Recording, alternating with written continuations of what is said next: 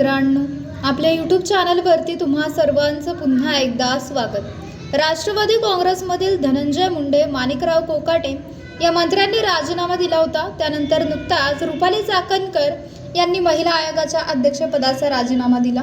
या 3 राजीनाम्यानंतर महाराष्ट्रातील आणखी एका मोठा मंत्री अडचणीत असून त्याच्यावर देखील राजीनाम्यासाठी दबाव आहे।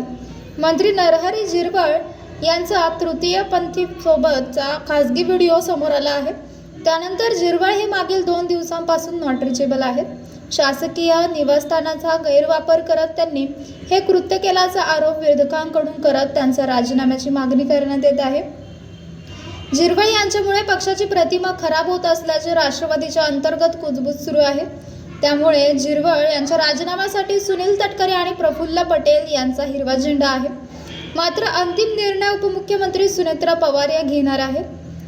तृतीयपंथीयांकडून झिरवळ यांच्या विरोधात तक्रार करण्यात आली नाही।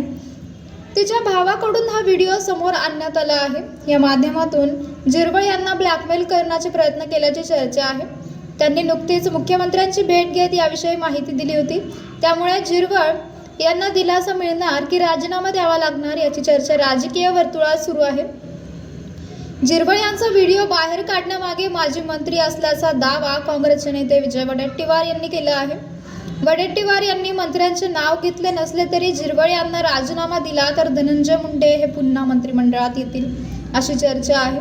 त्यामुळे वडेट्टीवार यांचा इशारा मुंडेंकडे असल्याची दबक्या आवाजात राजकीय वर्तुळात चर्चा सुरू आहे। तर मित्रांनो, आपल्याला काय वाटतंय? आपली प्रतिक्रिया आम्हाला कमेंट बॉक्सच्या माध्यमातून नक्कीच कळवा।